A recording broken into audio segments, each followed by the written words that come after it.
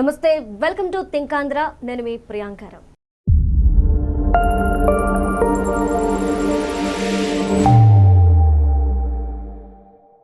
నిన్న నెల్లూరు పర్యటనలో భాగంగా జగన్మోహన్ రెడ్డి గారు మాట్లాడుతూ ఇసుక తవ్వకాలు అలానే ఇసుక దోపిడీ అనేది మా ప్రభుత్వ హయాంలో ఏ మాత్రమూ జరగలేదు, కావాలని చెప్పేసి ఈ విధంగా తప్పుడు ప్రచారం చేస్తున్నారు. ఏదైతే కూటమి ప్రభుత్వం గెలిచి ఏడాది అయిందో ఈ ఏడాదిలోనే టన్నులు తవ్వేసి పక్క రాష్ట్రాలకు పంపించేసి చంద్రబాబు నాయుడు గారు, లోకేష్ గారు దోపిడీ చేస్తున్నారు, రాష్ట్రాన్ని కొల్లగొడుతున్నారు అని చెప్పేసి ఆయన వ్యాఖ్యానించారు. రీసెంట్గా ఇప్పుడు వచ్చిన న్యూస్ ప్రకారం చూస్తే 4,000 కోట్ల రూపాయల అక్రమ తవ్వకాలు జరిగాయి ఇసుక విషయంలో అని చెప్పేసి ఇప్పుడు తెలిసింది. అసలు ఏం జరుగుతుంది? జగన్మోహన్ రెడ్డి గారు ఎందుకు ఈ విధంగా, అంటే తప్పు చేశాను చేయలేదు అని చెప్పకుండా పక్క వాళ్ళ మీద వేసే ప్రయత్నం ఎందుకు చేస్తున్నారు? అసలు ఇసుక దోపిడీ అనేది రాష్ట్రంలో ఎప్పుడు, ఎక్కడ, ఎలా జరిగింది? నిజంగానే ఇప్పుడు కూటమి ప్రభుత్వం వచ్చిన తర్వాత జరిగిందా, జగన్మోహన్ రెడ్డి గారి హయాంలో జరిగిందా? దీనికి సంబంధించి మనతో మాట్లాడడానికి ప్రముఖ పొలిటికల్ అనలిస్ట్ అప్పసాని రాజేష్ గారు ఉన్నారు. ఆయనతో మాట్లాడదాం. నమస్కారం సార్. సార్, జగన్మోహన్ రెడ్డి గారు అసలు మా ప్రభుత్వ హయాంలో ఎలాంటి అక్రమాలు కానీ, ఎలాంటి దోపిడీలు కానీ, ఎలాంటి స్కామ్లు కానీ జరగలేదు అని ఆయన చెప్తున్నారు. కానీ ఒక పక్క లిక్కర్ స్కామ్ బయటపడుతుంది, ఆ తర్వాత క్వాజిక్ బయటపడుతుంది, ఇప్పుడు చూస్తే ఇసుక మాఫియా బయటపడింది. దగ్గర 4,000 కోట్ల రూపాయలు దోచుకున్నారు అని చెప్పేసి అంటున్నారు. అసలు వాస్తవం ఏంటి సార్? జగన్మోహన్ రెడ్డి గారు 5 సంవత్సరాలు ఈ రాష్ట్రాన్ని పరిపాలించిన సందర్భంలో రాష్ట్రంలో కంటికి కనిపించిన ప్రతి ప్రకృతి వనరుని, అది ఇసుక, గ్రానైటా, గ్రావెల, మట్టె, సిలికా శాండా, క్వాడ్జా, లాటరైటా, బాక్సైట్ అనేది ప్రస్తుతం ప్రతి మినరల్ వెల్త్ని అడ్డగోలుగా దోచుకున్నారు, వేల కోట్ల రూపాయలు పోగు చేసుకున్నారు అనేది వాస్తవం. అది ఆయన పాలనా హయాంలో వేల కోట్ల రూపాయల ఇసుక అక్రమ తవ్వకాలు జరిగినాయి అని చెప్పని మీరు నేనేదో మనలో దుగ్ధ పెట్టుకొని ఆయన మీద ఆరోపణలు చేయడంలా. దీనికి చాలా చరిత్ర ఉంది, చాలా స్పష్టమైన సాక్ష్యాధారాలతో నిర్ధారణ అయింది. ఒకసారి దాన్ని మనం గమనించుదాం. జగన్మోహన్ రెడ్డి గారి పాలనా హయాంలో రాష్ట్రంలో ఉన్న మొత్తం ఇసుక పాలసీని రద్దు చేశాడు ఆయన ముఖ్యమంత్రిగా బాధ్యతలు చేపట్టగానే. అప్పటి వరకు చంద్రబాబు నాయుడు గారి ప్రభుత్వం ప్రకృతి వనరైన ఇసుకని ఉచితంగా ప్రజలకు ఇస్తుంది. ఆ ఉచితంగా ఇసుక ఇవ్వటం వల్ల, అంటే కేవలం తవ్వుకొని ట్రాన్స్పోర్టింగ్ కాస్ట్ పెట్టుకోవటం తప్ప ప్రభుత్వానికి రాయల్టీ పే చేయని అవసరం లేదు అని చెప్పని ఒక పాలసీని తీసుకొచ్చి అమలు చేశారు. దాంతో చౌకగా ఇసుక దొరకటం వల్ల నిర్మాణ రంగం పుంజుకుంది. 25,000 కిలోమీటర్ల సీసీ రోడ్ ఫార్మేషన్స్ అయినాయి, ఇరిగేషన్ ప్రాజెక్టులు, రాజధాని నిర్మాణం, అలాగే హౌసింగ్ కూడా కొన్ని లక్షల ఇళ్ల నిర్మాణం జరిగింది. దాంతో ఈ నిర్మాణ రంగానికి ముడిసరుకైన ఇసుక తక్కువ ధరకి దొరుకుతూ ఉండటం వల్ల లక్షలాది మంది భవన నిర్మాణ కార్మికులకు కూడా ఉపాధి అవకాశాలు దక్కినాయి. నిర్మాణ రంగం మీద ఆధారపడి ఉన్న వ్యాపార రంగాలన్నీ కూడా వృద్ధి చోటు చేసుకున్నాయి. ఒకసారి జగన్మోహన్ రెడ్డి గారు అధికార బాధ్యతలు చేపట్టగానే ఆ ఉచితంగా దొరుకుతున్న ఇసుక పాలసీని రద్దు చేశాడు. సరే, రద్దు చేసావు, ప్రత్యామ్నాయ ఇసుక పాలసీ ఏమన్నా ఇమ్మీడియట్గా ఇంప్లిమెంట్ చేసావా? కొన్ని నెలల తరబడి రాష్ట్రంలో ఇసుక కొరత సృష్టించాడు. దాంతో లక్షలాది భవన నిర్మాణ కార్మికులకి ఉపాధి అవకాశాలు లేకుండా పోయినాయి. చివరికి కొన్ని నెలలు గడిచిన తర్వాత అప్పుడు రాష్ట్రంలో ఉన్న ఇసుక మొత్తాన్ని జేపీ వెంచర్స్ అనే ఒక సంస్థకి కట్టబెట్టి వాళ్లే తవ్వి సరఫరా చేస్తారు, టన్నుకి 470 రూపాయల చొప్పున ధర చెల్లించి తీసుకోవాలని చెప్పని ఒక పాలసీని తీసుకొచ్చాడు. వీళ్ళు ఈ జేపీ వెంచర్స్ వాళ్ళు ఇమ్మీడియట్గా దాన్ని టర్న్కి అని చెప్పనే సంస్థకి back to back sub contract ఇచ్చారు. ఈ సబ్ కాంట్రాక్ట్ ఇచ్చిన తర్వాత నిదానంగా వైసీపీ నాయకులు మొత్తం ఎంటర్ అయ్యారు. పేరుకి జేపీ వెంచర్స్, టర్న్కి, కానీ ఏ జిల్లాకు ఆ జిల్లా స్థానిక వైసీపీ నాయకుల ఆధ్వర్యంలోకి ఇసుకెళ్ళిపోయింది. అది ఎంత ఎక్స్టెంట్కి వెళ్ళింది అని అంటే, రాష్ట్రంలో అక్రమ ఇసుక తవ్వకాలు జరుగుతూ ఉన్నాయి, పర్యావరణ అనుమతుల ఉల్లంఘన జరుగుతూ ఉంది, వీటిని మీరు అడ్డుకోండి అని చెప్పని దండ నాగేంద్ర అనే అతను నేషనల్ గ్రీన్ ట్రిబ్యునల్లో ఒక కేసు ఫైల్ చేశాడు. కేసు ఫైల్ చేస్తే నేషనల్ గ్రీన్ ట్రిబ్యునల్ పదే పర్యావరణ అనుమతుల ఉల్లంఘన జరుగుతూ ఉందంట, మీరు దీని మీద చర్యలు తీసుకోండి అని చెప్పని చీఫ్ సెక్రటరీకి లేఖలు రాస్తే, చీఫ్ సెక్రటరీ అసలు ఇక్కడ అటువంటి అక్రమ తవ్వకాలే జరగటం లేదు అని చెప్పని పదే రిపోర్ట్లు ఇవ్వడం మొదలుపెట్టాడు. 1కి 2 సార్లు, 3 సార్లు, 4 సార్లు.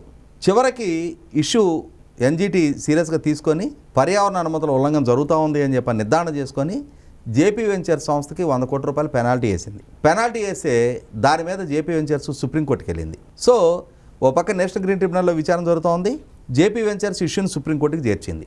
సుప్రీంకోర్టులో విచారణ మొదలవుతూ ఉంది.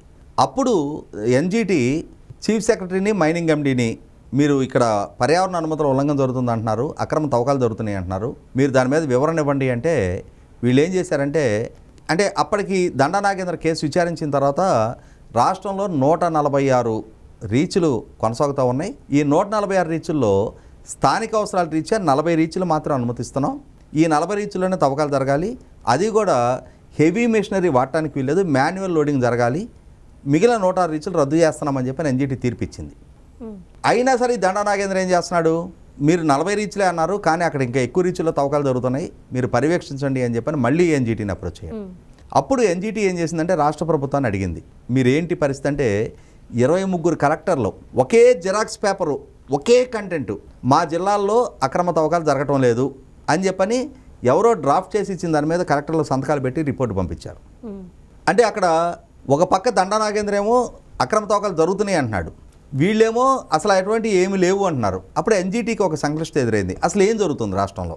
అప్పుడు ఎన్జిటి ఏం చేసిందంటే రాష్ట్ర ప్రభుత్వ అధికారులకి తెలియజేయకుండా, రాష్ట్ర ప్రభుత్వానికి సమాచారం ఇవ్వకుండా central ministry for environment and forest వాళ్ళని ఒక బృందాన్ని పంపించింది రాష్ట్రానికి. మీరు వెళ్ళి పర్యవేక్షించరండి, రాష్ట్ర ప్రభుత్వ అధికారులకు తెలియజేయద్దు అసలు ఏం జరుగుతుంది, ఎక్కడెక్కడ ఇసుక తవ్వకాలు జరుగుతూ ఉన్నాయి, ఎంత క్వాంటిటీ జరుగుతూ ఉంది, ఏం మెషినరీ వాడుతున్నారా, మాన్యువల్ లోడింగ్ జరుగుతుందా, ఇవన్నీ నిర్ధారణ చేయమన్నారు. నిర్ధారణ చేయమంటే వాళ్ళు కేంద్ర ప్రభుత్వ అధికారులు ఎన్జిటి ఆదేశాల మేరకు వచ్చి రాష్ట్రంలో పర్యటించారు. పర్యటించి వాళ్ళు నిర్ధారణ చేసుకొని ఎన్జిటికి ఇచ్చిన రిపోర్ట్ ఏంటి అంటే, సార్ మీరు 146 రీచ్ల్లో 140 కొనసాగించి 106 రద్దు చేయమని ఆదేశాలు ఇచ్చామంటున్నారు, కానీ అక్కడ 500 రీచ్లో తవ్వకాలు జరుగుతూ ఉన్నాయి. ఒక్కొక్క రీచ్లో ఒక్కొక్క బకెట్ 1.5 to 2 టన్ కెపాసిటీ ఉన్న హెవీ మెషినరీతో లోడింగ్ చేస్తూ ఉన్నారు. అలాగే ఒక్కొక్క రీచ్లో రోజుకి 1500 నుంచి 2000 టన్నుల కెపాసిటీ లోడింగ్ జరుగుతూ ఉంది. అంత తవ్వకాలు జరుగుతూ ఉన్నాయని చెప్పని రిపోర్ట్ ఇచ్చారు. అంటే ఒక రోజుకి ఆన్ అండ్ యావరేజీ 1,00,000 టన్నుల లోడింగ్ జరుగుతుంది అని చెప్పని. అది చూసి ఎన్జిటి విస్తుపోయింది. ఓ పక్క 23 కలెక్టర్లేమో ఏం లేవని చెప్పని రిపోర్ట్ ఇచ్చారు ఎన్జిటికి. అంటే ఎన్జిటికి తప్పుడు రిపోర్ట్లు ఇచ్చారు 23 కలెక్టర్లో. ఏం చేయాలి, ఆ 23ని ఇమ్మీడియట్గా వాళ్ళ పదవి నుంచి శాక్ చేయాలి. ఇది ఆ పాలనా హయాంలో జరిగింది. దీని మీదట అదే రిపోర్టుని ఎన్జిటి సుప్రీంకోర్టుకు కూడా షేర్ చేసింది. ఎందుకంటే మేము అమాయకులు ఆణిముత్యాలము, మా మీద ఫైన్ వేశారని చెప్పని జేపీ వెంచర్ సుప్రీంకోర్టుని అప్రోచ్ అయింది కదా. అప్పుడు ఈలోగా జరిగింది ఏంటి అంటే, జేపీ వెంచర్స్ టెన్నూర్ అయిపోయింది.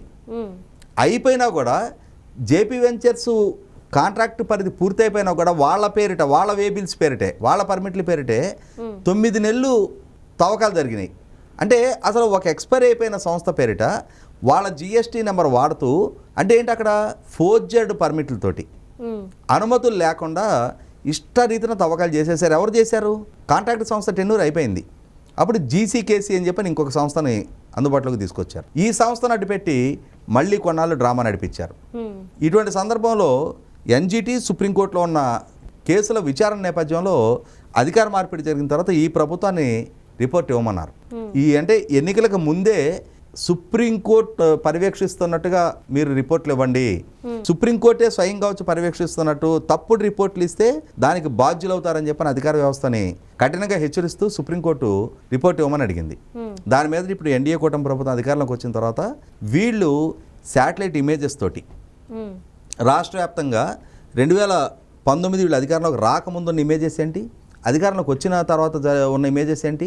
సహజంగా ఏమవుతుంది, నదుల్లో ఇసుక ఒకసారి వరద వచ్చి వెళ్తే అప్పటి వరకు ఉన్న గుంటలన్నీ పూడిపోతాయి. కానీ శాటిలైట్ ఇమేజెస్ ఉంటాయి కదా, సో వాళ్ళ దగ్గర డేటాబేస్లు ఉంటాయి కదా, ఆ డేటాబేస్ ఉన్న ఇమేజ్ ప్రకారం ఈ వరదకు ముందు ఎంత ఎక్స్టెంట్లో తవ్వకాలు జరిగినాయి, ఎంత లోతు తవ్వి ఉంటారు, పైగా వాళ్ళకి అనుమతులు ఇచ్చిన రీచ్లన్నీ, ఎన్ని రీచ్లో తవ్వకాలు జరిపారు, ఎంత క్వాంటిటీ తవ్వకాలు జరిపారు, ఇవన్నీ నిర్ధారణ చేసుకుంటే సుమారుగా 3,91,00,000 టన్నుల ఇసుక తవ్వకాలు జరిగినట్టుగా నిర్ధారణ అయింది.